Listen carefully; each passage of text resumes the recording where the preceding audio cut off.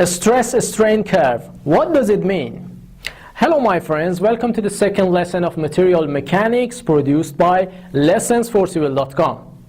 In the first lesson you learned about the basic concepts of stress and strain. And now the question is, how can we correlate the amount of stress to the amount of strain? Okay, let's start. In simple words, as the loading grows, the deformation increases.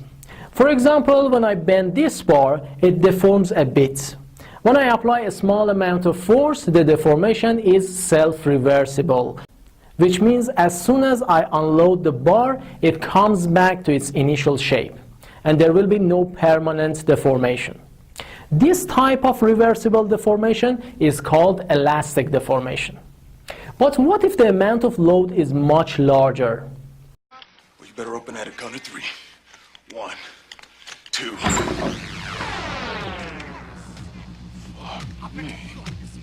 Drop the gun. You are under arrest.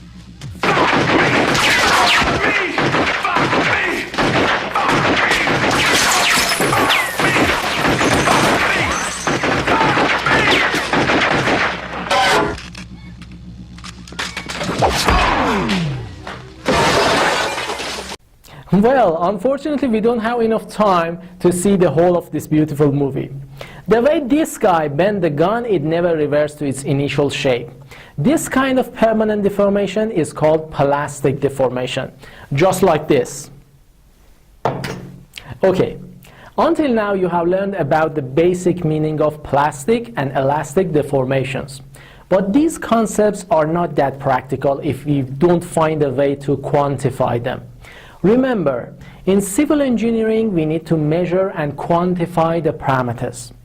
In this case, for example, we usually use tension and compression tests to measure the elastic and plastic behavior of different materials, so that we can use them in our structural computations. To carry out these kinds of tests, we construct a standard sample of the material, and then we apply tensile or compressive loads at a specific rate. The ultimate result of this test is a stress-strain curve that shows how the material deforms. Here is the typical shape of a stress-strain curve for steel. As you can see in the first part of this curve, the amount of stress is rather small, and the correlation between load and deformation is quite linear. This zone represents the elastic behavior of steel. Within elastic zone, if we unload the specimen, it goes back to its initial shape. The slope of this line is a very useful parameter for us. We usually call it modulo of elasticity or Young modulus. So, if the amount of stress is within this area, the material is exactly like a spring. This formula helps us to translate the amount of stress to the amount of strain. But what about the second part of this curve? As the amount of load increases, the material behaves differently. This area is where the deformations are permanent. And even if I unload the member, there is always a permanent strain. In a car accident, for example, the materials enter their plastic zone, and it causes a considerable damage to the body of the car. Here is the tricky part. Plastic deformation might seem to be unpleasant at the first look, but quite on the contrary, it is very, very useful for us. In this car crash, for example, when the car hits the barrier, a huge amount of energy is going to be dissipated by plastic deformations. In other words, we sacrifice the body of the car to save the life of the driver. In other words, in many cases, the engineers design the members much weaker so that they can get plastic sooner and they can absorb and dissipate a certain amount of destructive energy, such as earthquake energy or, for example, an explosive energy. Okay, now let's go back to the stress-strain curve of steel.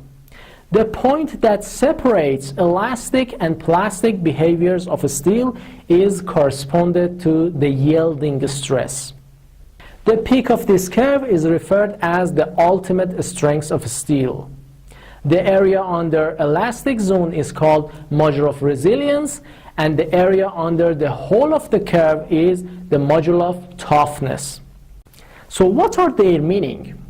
In simple words, module of resilience shows the ability of the material to absorb mechanical energy throughout its elastic deformation. And module of toughness is the energy absorption capacity before the material fails. Okay, there is still another thing that I want to point out in this lesson. It's about the definition of ductile and brittle materials. If I put a specimen of cast iron under tension test, the resulting curve will be recorded like this. And now we can compare it with the stress-strain curve of a steel specimen. The first difference you may notice is that the steel is much more deformable before it fails. But cast iron fails much sooner. Technically, we call a material that deforms a lot a ductile material. On the other hand, some materials that cannot deform a lot are called brittle material. However, being brittle or ductile comes naturally to a material, but some factors can reduce or increase the ductility of the members. Cold weather and freezing, for example, make the steel members more brittle. Moreover, openings we usually use in the steel girders can increase the possibility of brittle cracking.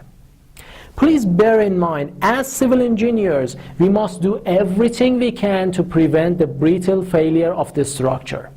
And why? Well, because it happens suddenly and without any notice.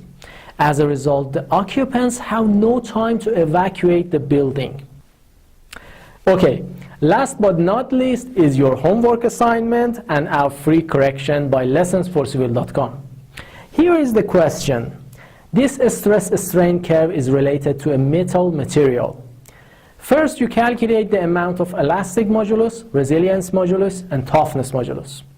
The second part of this question is a bit more sophisticated. A structural member which is constructed from this material is subjected to an unknown amount of normal load. If the length of the member has been increased by 1 centimeter, calculate the amount of the load. As usual, you can download the PDF version of this question by clicking on a link in the box below. If you like, you can also send your answers to us to be corrected. Don't forget to go to our website and subscribe our YouTube channel to see more videos on a weekly basis. Please like, share, and write a comment to help us to improve the quality of these lessons. Thank you for trusting us. I'll see you in the next lesson.